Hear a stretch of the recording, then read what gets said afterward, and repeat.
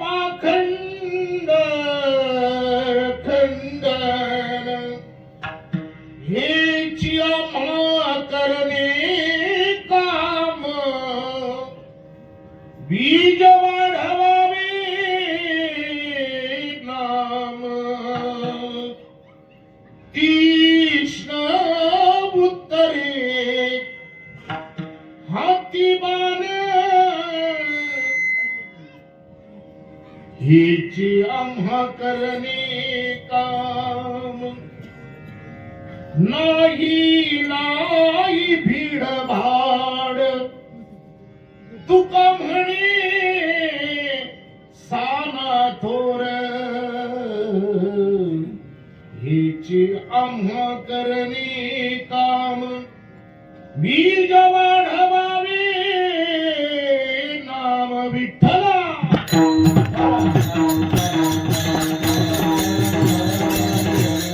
ब्रह्मानंदं परम सुखदं केवलं ज्ञानमूर्ति द्वन्द्वातीतं गगनसदृशं तत्त्वमस्यादिलक्षणम् एकं नित्यं विमलमचलं सर्वैः साक्षिभूतं भावार्थितं त्रिगुणरहितं सद्गुरुतं नमामि अखण्डमण्डलाकारं व्याप्तं येन चराचरं तत्पदं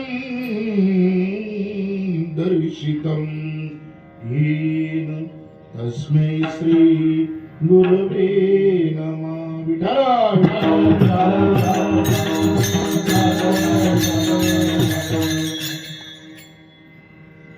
मंडळी ऐका वेळ कमी आहे ज्या निमित्तानं आपण या कार्यक्रमाचं आयोजन केलेले तो तुमच्या आमच्यासाठी फार मोठा भाग्याचा दिवस आहे सर्वप्रथम ज्या लोकांनी या कार्यक्रमासाठी योगदान दिलेलं असेल त्यांच्यासाठी मी त्यांना धन्यवाद सर्वप्रथम देतो असंख्य वर्षाचा संघर्ष महाराज आणि आजच्या कीर्तनामध्ये मला वाटतं ते थोडं का होईना पण इतिहास हा आमच्या हिंदू धर्मीयांच्या कानापर्यंत गेला पाहिजे आणि म्हणून आजचा हा कार्यक्रम आहे विठ्ठल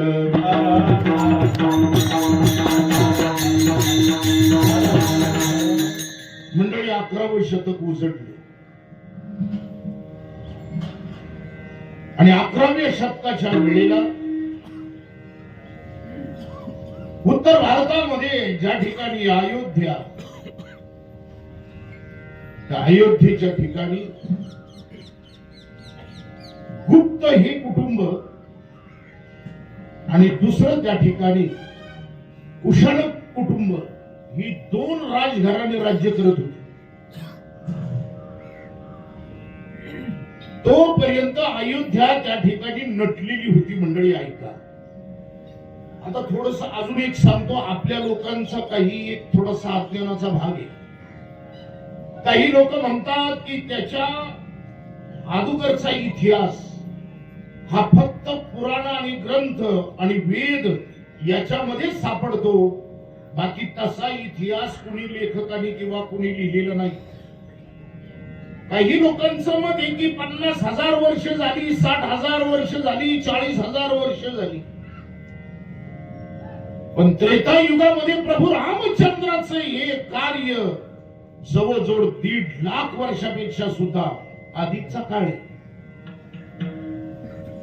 त्याच्यानंतर द्वापार युग आले श्रीकृष्ण भगवंताच्या अवतारामध्ये त्या ठिकाणी शेवटचं राहिलेले सायलेले सगळे त्या ठिकाणी दैत्य नाश केले आणि धर्माचं रक्षण केले आता मंडळी आहे हे कुशाण आणि त्या ठिकाणी गुप्त त्याच गुप्त या कुळामध्ये चंद्रमौर्य गुप्त हे होऊन गेले राजे नीट ऐका आणि या लोकांनी तोपर्यंत अयोध्या त्या ठिकाणी शाबूत ठेवली परंतु ऐका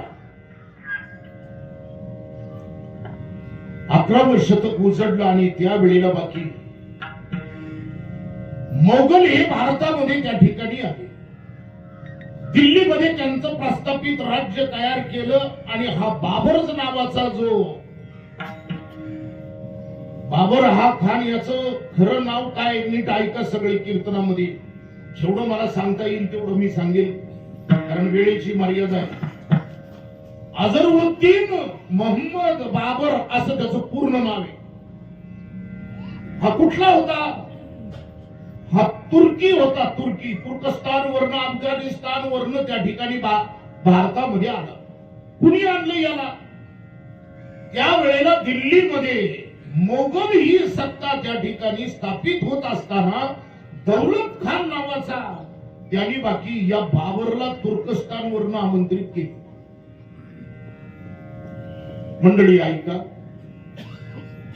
बाबरच्या सर्व काही सरदारांमध्ये मीर बाकी नावाचा इनामी इतबार त्याची सेवा करणारा एक करारी सरदार त्यांच्या ठिकाणी होता.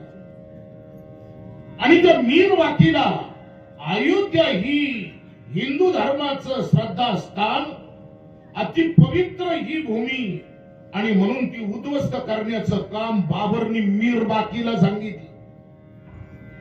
नीट ऐका, 1128 हे साल आहे मंडळी. ऐका, 29 डिसेंबर त्या ठिकाणी 1128 हा दिवस आहे. आणि त्या दिवशी या मीर बाकीनी अयोध्ये मंदिरावरती हल्ला केला. आज आपण हे सगळं का या ठिकाणी सगळ्या भारतामध्ये, हिंदुस्थानमध्ये आजचा दिवस आनंदाचा का आपण साजरा करतो मंडळी? नीट ऐका, 17 दिवस हे तुंबळ युद्ध चाललेलं होतं. हजारो हिंदूंची माना कापल्या गेलेल्या होत्या, लक्षात घ्या. आणि ती अयोध्येची भूमी रक्ताने न्हाली होती. 17 दिवस हिंदूंची कत्तल चालू होती, रक्ताची पाठ वाहत होती मंडळी. ऐका, आणि याच्याही पेक्षा पुढे जाऊन तुम्हाला मी सांगतो, 300 वर्ष निघून गेली आणि त्या मीर बाकीने काय केलं? खरं तर त्याची एक चूक आणि आपल्या पथ्यावरती पडली. बापू काय पडली बघा बरं का. त्या मीर बाकीने काय केलं? प्रभू रामचंद्राचं मंदिर उद्ध्वस्त केलं. पण तिथं बाकी ते मंदिर, त्या ठिकाणी ती मशीद बांधण्यासाठी त्या मंदिराचेच अवशेष घेतले आणि मशीद उभी केली. मशिदीच्या भिंतीमध्ये, छतामध्ये काही पाषाणाच्या शिला त्या ठिकाणी लावल्या आणि ती मशीद उभी राहिली. ती मशीद ज्या वेळेला पाडली त्यावेळेला कारसेवकांकडनं काही विष्णू शिलालेख सापडले. ते प्रभू रामचंद्राच्या मंदिराला होते. काही छतामध्ये सापडले, काही भिंतीमध्ये सापडले. आणि 127 पुरावे जजच्या समोर त्या वेळेला ठेवले गेले आणि त्याच्यामुळे आपल्या बाजूने निकाल लागला गेला. ही मीर वाकीने केलेली चूक.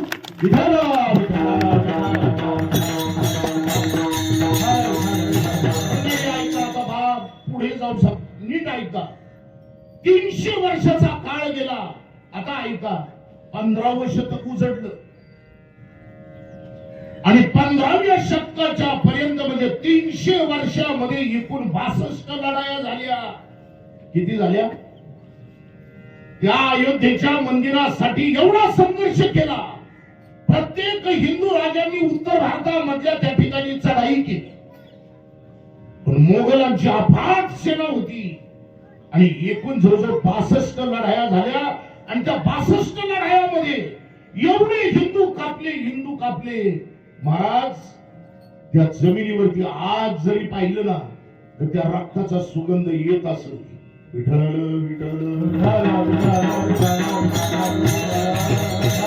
एवढा मोठा संघर्ष मंडळी. ऐका, आणि 1800 नीट ऐका पुन्हा एकदा, 1828 ला पुन्हा एकदा शीख खालसा नावाच्या लोकांनी त्या ठिकाणी ती बाबरी उभी केली होती ना, तिच्यावरती हल्ला चढवला. आम्हाला इतिहास आमचा माहिती नाही, पण थोडा का होईना तो आम्हाला माहिती पाहिजे. याच्यावरती कथा केली जाईल मोठी. आणि खरं तर सांगतो मी, अयोध्या संघर्ष या नावाची कथा 4 दिवस चालेल. तरी सुद्धा संपणार नाही. कोणत्या कोणत्या राजांनी कसे कसे प्रयत्न केले, किती लोकांनी त्याग केला, किती खपली, किती मिली. अयोध्या भूमी आज उभी राहते तुमच्या आमच्यासाठी फार आनंदाचा हा दिवस आहे. ऐका, त्यावेळेला त्या पंजाब मधनं सिंह खालसा या लोकांनी चढाई केली आणि यज्ञ यागादी कर्मकांड त्या ठिकाणी केले. मंडळी ऐका, तोपर्यंत त्यावेळेला पुन्हा एकदा इंग्रजांच्या ताब्यामध्ये आपला देश गेला. आता थोडस पुढे येतो, ऐका. आणि 1857 साल उजळले. त्यावेळेला बाकी पहिली याचिका हिंदू यांनी कोर्टामध्ये ब्रिटिशांच्या सादर केली. शिवाजीराव कोणते आहेत इथं वकील, पण आमच्या हिंदू लोकांनी त्यावेळेला, आणि त्यावेळेचे जज कोणते, फैजाबाद मध्ये कोर्ट होतं, डिस्ट्रिक्ट कोर्ट होतं महाराज शिवाजीराव. आणि त्या फैजाबादच्या डिस्ट्रिक्ट कोर्टामध्ये त्यावेळेला ही केस दाखल झाली आणि इंग्रजांचा त्यावेळेला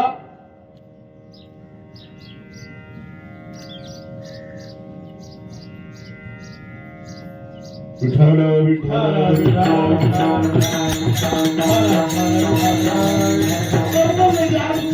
हे जज होते. आणि त्या जजच्या समोर ज्या वेळेला हे जजमेंट पहिल्यांदा गेलं, ब्रिटिश काळातलं सांगतोय आपल्याला, क्रमाने पुढे यायचे.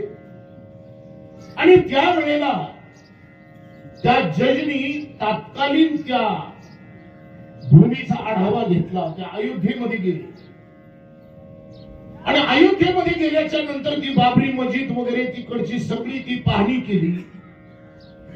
आणि त्यांनी पुन्हा एकदा ती याचिका फेटाळली. पण ते फेटाळत असताना त्याच्यावर एक रिमार्क दिला. काय रिमार्क दिला? हे हिंदूंचं पूर्वीचं अत्यंत पवित्र श्रद्धेचं स्थान, प्रभूंचं त्या ठिकाणी रामचंद्रांचं मंदिर त्या ठिकाणी होतं. नीट ऐका. परंतु 365 वर्ष निघून गेली. 18व्या शतकातलं सांगतोय, नीट ऐका. आणि 365 त्या ठिकाणी वर्ष होऊन गेल्यामुळं आता त्याच्यावरती जजमेंट देणं हे कठीण आहे आणि ती याचिका पुन्हा फेटाळली गेली. मंडळी ऐका, अयोध्येचं पूर्वीचं नाव आहे साकेत धाम, त्याच्यानंतरचं धाम आहे अवधपुरी, आणि त्याच्यानंतर हे जे अयोध्या हे नाम, अशी 3 नावांनी ही भूमी ओळखली जाते. विठ्ठल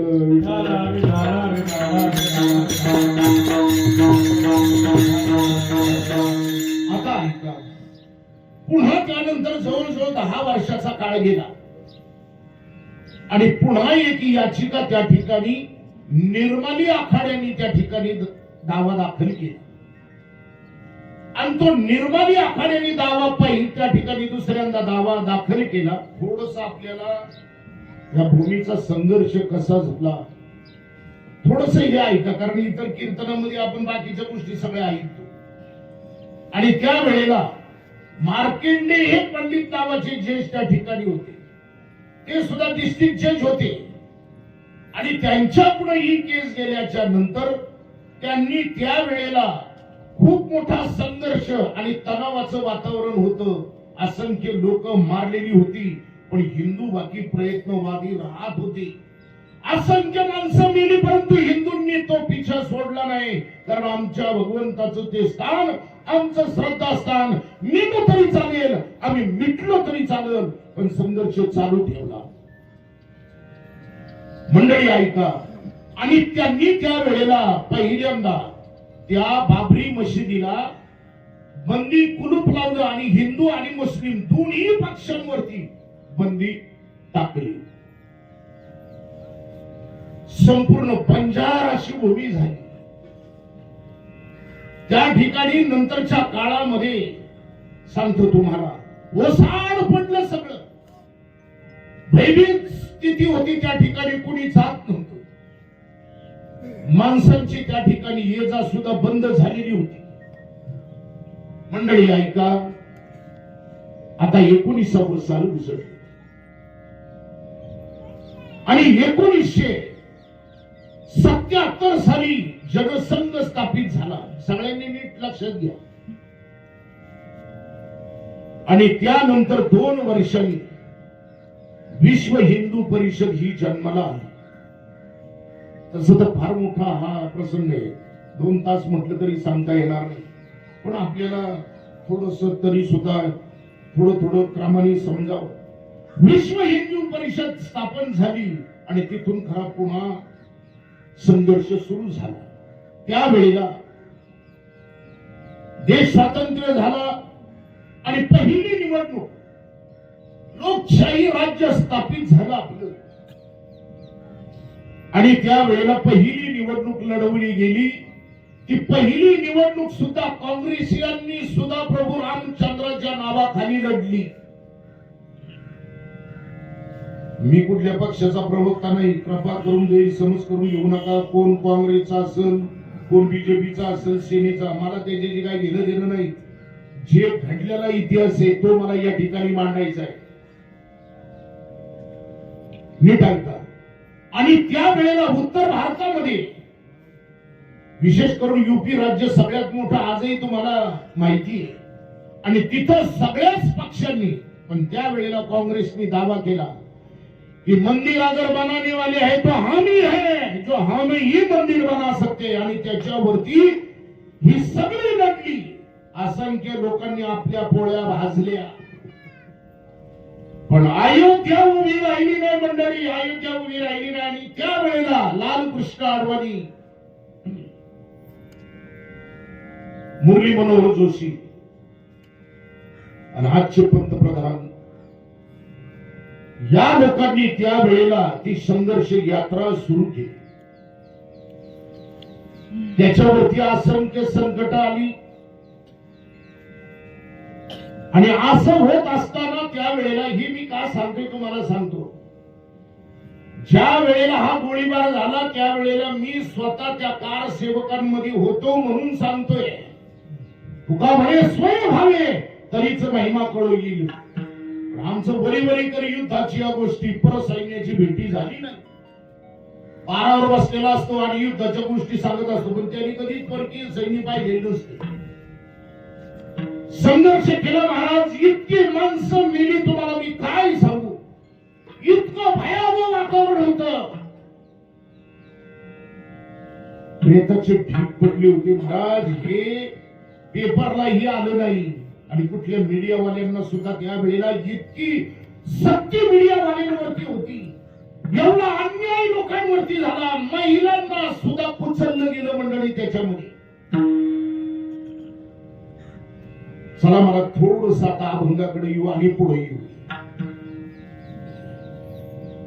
त्यावेळेला उत्तर भारतामध्ये एक महात्मा असा जन्माला आला. एका बाजूला राजकीय नेते सुद्धा आणि एका बाजूला साधू संत सुद्धा त्या संघर्षामध्ये उतरले. पण ज्या वेळेला साधू आणि संत सगळे आखाडे महंत याच्यामध्ये ज्या वेळेला उडी टाकले त्यावेळेला हाताबाहेर परिस्थिती गेली. एक उदाहरण मी त्याच्यातलं सांगतो तुम्हाला. रामचंद्र परमहंसदास दिगंबर आखाडा, उत्तर भारतामध्ये तुम्ही गेला तर आजही तो आखाडा तुम्हाला पाहायला मिळतो, तो आश्रम पाहायला मिळतो. 12 भाषा अवगत होत्या त्या महात्म्याला. किती? 12. एवढी विद्वत्ता संन्यासी महात्मा होता. अख्खा आयुष्य त्यावेळेला संघर्ष केला. आणि आता जगल तर प्रभू रामचंद्राच्या जन्मभूमीसाठी, आणि मेलो तरी सुद्धा राम जन्मभूमीसाठीच असं ते होतं. अनेक ग्रंथाची रचना केलेला महात्मा, ओघवतीवाणी होती, तेजपुंज होते. आणि अशा वेळेला मंडळी ऐका, अख्खा हिंदुस्थान ढवळून काढला. वाडी वस्तीपर्यंत हा महात्मा पोचला. 108 वय होतं त्याचं. रामचंद्र परमहंसदास हा घडलेला प्रसंग तुम्हाला सांगतो ऐका. आणि त्यावेळेला त्या आखाड्यामध्ये त्यांचा एक नियम असायचा. काय असायचा? रोज पूजा वगैरे प्रभू रामचंद्राची वगैरे झाली त्यांचा नियम सगळा झाला की मग बाकी त्या आजही त्या आश्रमामध्ये तुम्ही जाऊन बघा, वानर आहे, त्या वानरांना चणे फुटाणे वगैरे खायला घालायचे आणि नंतर अन्नप्राशन करायचं. हा त्यांचा संपूर्ण जीवनामध्ये हा नियम होता. पण मंडळी काय झालं ऐका, एवढा संघर्ष केला आणि त्यावेळेच्या राज्यकर्त्यांनी हा वादाचा मुद्दा म्हणून कचऱ्याच्या डब्यात गुंडाळून कायमस्वरूपी टाकला गेला. पण आमच्या सगळ्या संतांनी, सगळ्या ऋषींनी, मुनींनी, त्या ठिकाणी महात्म्यांनी आता बाकी त्याच्याशी संघर्ष करायचं ठरवलं गेलं. मग नागाखाडा असेल, नागाखाड्याने 4 युद्ध केलेले महाराज याच भूमीसाठी.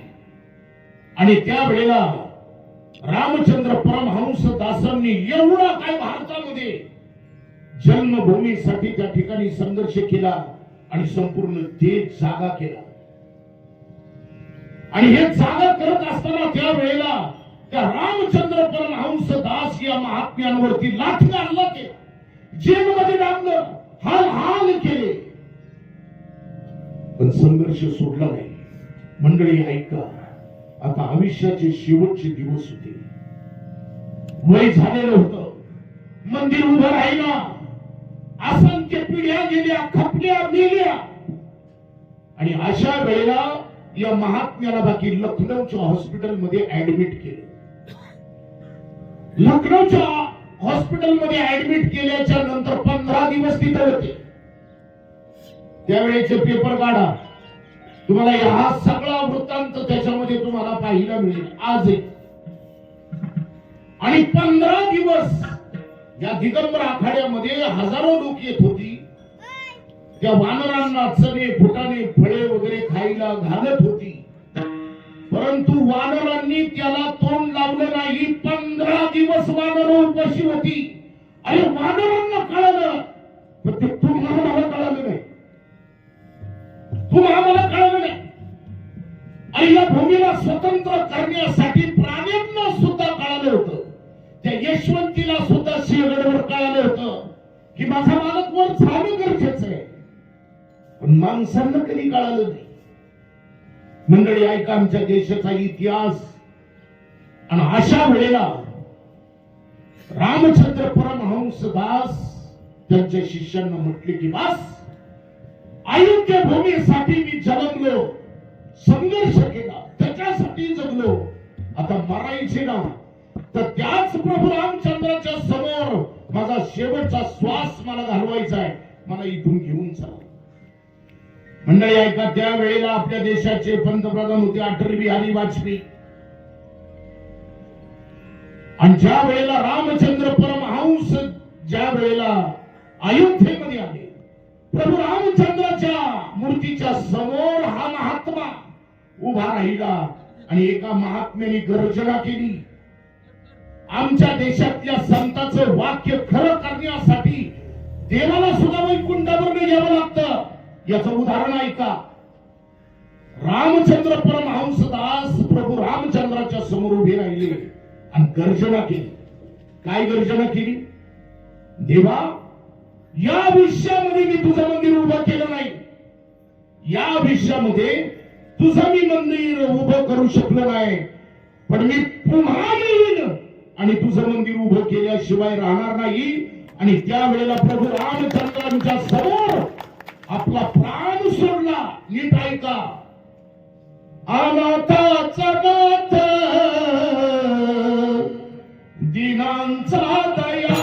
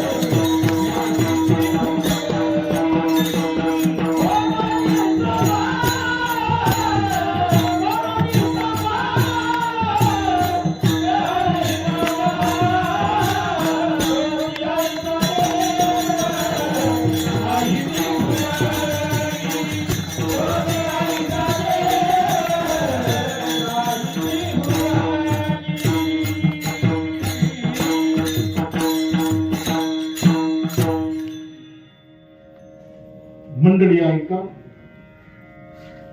रामचंद्र परमहंस दासांनी त्या ठिकाणी आपला प्राण सोडला. ज्या वेळेला प्रभू रामचंद्र अयोध्येमधनं वनवासाला निघाले ना मंडळी ऐका, त्यावेळेला सगळा समाज रडत होता. आमचा देव आता वनामध्ये चाललाय. अरे लोक रडतील त्यात काय विशेष, पण गाया सुद्धा हंबरत होत्या, पक्षी सुद्धा स्थिर झाले होते. आणि प्रभू रामचंद्र ज्या वेळेला वनवासाला निघाले त्यावेळेला शरयू नदी सुद्धा शांत झाली. एवढं मोठं दुःख, तेवढंच मोठं दुःख रामचंद्र परमहंस दास त्या ठिकाणी गेल्यानंतर अयोध्येमधल्या लोकांना झाले.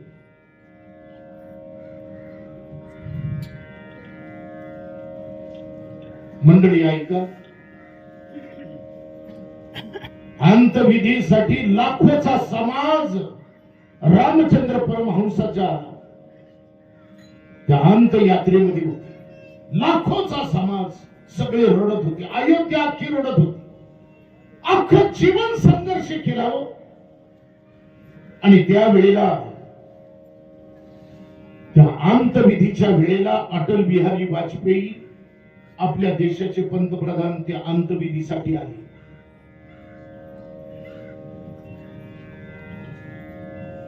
पण या लोकांनी पाहिलं, हिंदूंची तळमळ असंख्य वर्ष,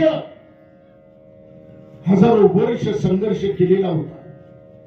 त्याच्यामध्ये एका महात्म्यांनी आपली आहुती दिली. त्याचं एवढं वाईट वाटत होतं की त्यावेळेला अटल बिहारी वाजपेयी सुद्धा त्या ठिकाणी रडले होते चितेला अग्नी देताना. मंडळी, लाखोचा समाज चाललेला होता. शरयू नदीच्या किनाऱ्यावरती आता तो अंतविधी होणार. माणसं जातील त्या अंत यात्रेमध्ये, याच्यात काही विशेष नाही. पण त्या दिगंबर आखाड्यामध्ये जी वानरं होती ना, वानरं, ती वानरं सुद्धा माणसांबरोबर चाललेली होती. एकमेकाला कवटळत होती, ती सुद्धा रडत होती. आणि अशा वेळेला अग्नी पेटला गेला. सगळी माणसं पुन्हा एकदा गेली निघून. पण तुम्हाला सांगू, त्या चितेच्या कडेला बसून ती वानरं रात्रभर रडत होती. हे सगळ्यात महत्वाचं आहे. त्या वानरांना धर्म कळाला, पण आमच्या लोकांना धर्म कळाला नाही. आणि तुकोबाराया या ठिकाणी अभंगाच्या पहिल्या चरणामध्ये म्हणतात, धर्माचं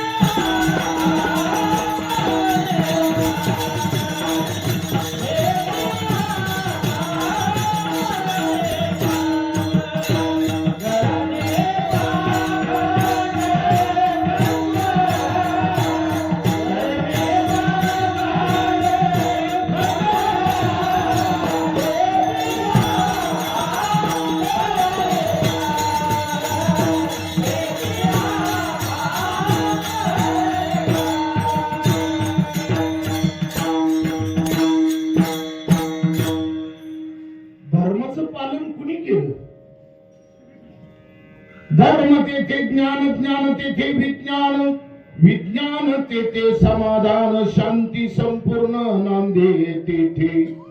एक लक्षात घ्या, जिथं धर्म पाळला जातो त्याच ठिकाणी सुख, समृद्धी आणि ज्ञान प्राप्त होतं. जिथं धर्माचं पालन केलं जात नाही त्या ठिकाणी काय अवस्था होती ती आता जाऊन बघा. अफगाणिस्तान, हे तुर्की आणि तिकडं जाऊन बघा एकदा. दुसऱ्याच्या धर्मावरती आक्रमण केल्याच्या नंतर काय होतं, भिकला लागले देश, ते भिकला. आणि मी सांगू तुम्हाला एवढंच काय, पण आज अयोध्येमध्ये मूर्ती स्थापन झाली. घरी जाऊन लिहून ठेवा, काही वर्षामध्ये आपला भारत देश महासत्ता झाल्याशिवाय राहत आहे. हे लक्षात ठेवा. त्याचं कारण आहे की जे मूळ आमचा अधिष्ठान आहे तेच या ठिकाणी नव्हतं. आचार विचार याची बैठक नव्हती आणि मूर्खासारखं आम्ही काही म्हणायला लागलो. प्रभू रामचंद्र मांसाहारी होते, लाजा वाटले नाही यांना. अरे आमच्या धर्माविषयी आणि आमच्या देवाविषयी असं अभद्र बोलणं कुठं फेडता नाही.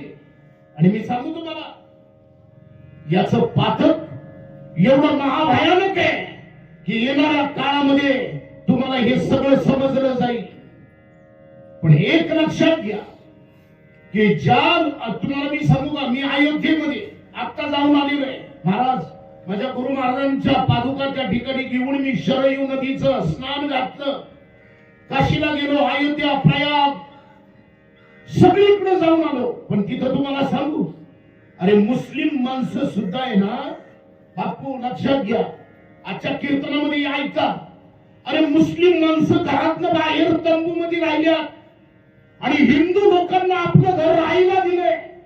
त्या लोकांना सुद्धा एवढा आनंद झालाय आणि आम्हाला आमच्या पोटात गोळा यायचं कारण काय, काय कारण आहे. आणि म्हणून एक लक्षात घ्या की हा संघर्ष एक दिवसाचा नाही मंडळी.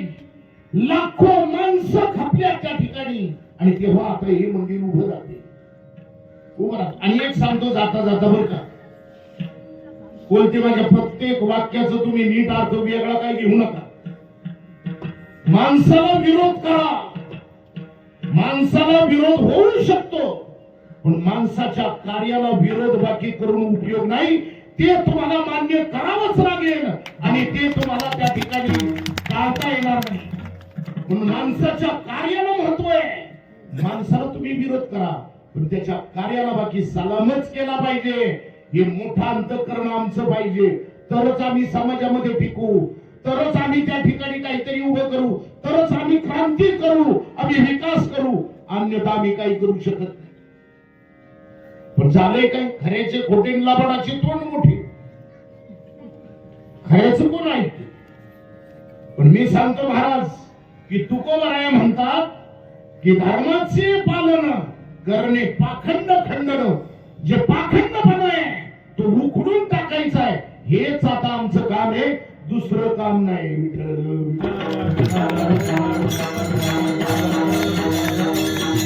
एक अयोध्येमध्ये घडलेला अजून एक प्रसंग सांगतो जो प्रत्यक्षात घडलेला आहे महाराज. त्या अयोध्येमध्ये एक मूर्ती त्या ठिकाणी, आणि खरं सांगू का, तुम्ही ते चित्र पाहिले का नाही मला माहित नाही, पण मी सुद्धा रोडलो होतो तिथे. एका तंबू मध्ये ती मूर्ती होती हो, छोटी देवाची. ज्या देशामध्ये प्रभू रामचंद्राचा जन्म झाला महाराज, आम्ही सगळे बांगल्यामध्ये राहिलो, पण आमचा देव बाकी एका तंबूत होता. इतके वर्ष, एवढा फुफाटा, पाऊस आला की तो तंबू गळत होता. त्या चिखलामध्ये देव होता. गरम, इतकी उष्णता तिकडच्या भागामध्ये. एक बारका फॅन होता फक्त. त्या देवाने किती वर्ष त्या ठिकाणी हे सगळं सहन केलं मला सांगा ना. पण ती चल आणि अचल मूर्ती आजही तिला एका गर्भगृहामध्ये आज ती स्थापन होणार आहे. पण नंतरच्या काळामध्ये ऐका, राजीव गांधी पंतप्रधान झाले. त्यावेळेला इंदिरा गांधींचा तो सगळा हे गेल्यामुळं भारतामध्ये वातावरण वेगळं झालं आणि पुन्हा एकदा काँग्रेस सत्तेवरती आली.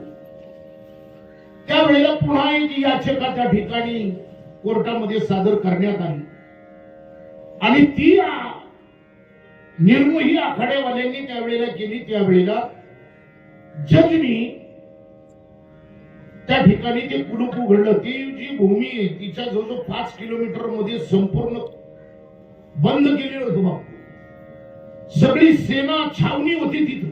आतमध्ये कुणीच जायचं नाही. फक्त एक व्यक्ती त्या तंबूमध्ये जी मूर्ती होती फक्त तिच्या पूजा करणारा माणूस फक्त आत जायचा आणि बाहेर यायचा.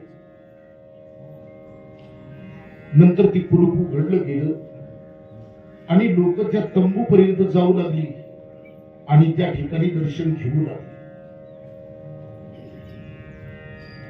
पण ती मूर्ती चल अचल असल्यामुळं नंतर लोक त्या ठिकाणी उत्सव थोडा थोडा करू लागली, गर्दी होऊ लागली. पुन्हा एकदा वातावरण निवळायला लागलं. मंदिरासाठी अनुकूल वातावरण नव्हतं पण किमान तिथं लोक जायला लागली, जे भीतीचं वातावरण होतं. आणि मग त्या मूर्तीला एका रथामधनं फिरवलं जायचं नगर प्रदक्षिणा. तर ती नगर प्रदक्षिणा करत असताना सगळी लोक यायची, देवाचं दर्शन घ्यायची, परंतु ती रथ यात्रा निघायची ना, त्या मूर्तीची नगर प्रदक्षिणा व्हायची ना, त्यावेळेला एका घोडी त्या ठिकाणी होती. तिचं नाव होतं श्यामा.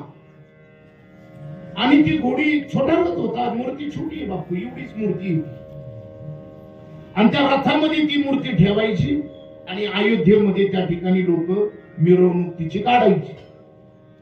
ती श्यामा नावाची जी घोडी होती ना मंडळी, ऐका, तिला धर्म कळाला, तिला देव कळाला. आमची बुद्धी गंजली होती. ती घोडी श्यामा आहे ना, श्यामा घोडी, तिचं सुद्धा लोक दर्शन घ्यायची. का घ्यायची ते नीट आहे. एखादा महात्मा त्या ठिकाणी आला तर त्या महात्म्याच्या चरणावरती डोकं टेकवायची ती श्यामा नावाची घोडी. एवढंच काय, पण रथामध्ये प्रभू रामचंद्राची मूर्ती ठेवली आणि तिला एकदा का सोडलं तर तिला धरून सुद्धा रथापाशी घेऊन जायचं नाही. ती निघाली की रथापाशी जायची आणि बरोबर रथामध्ये सरकून फक्त त्या ठिकाणी तिला जोडलं जायचं आणि ती घोडी निघायची. त्यामुळं अयोध्या वासी वाल्यांची ती घोडी म्हणजे एक देवच झाला होता. नीट ऐका.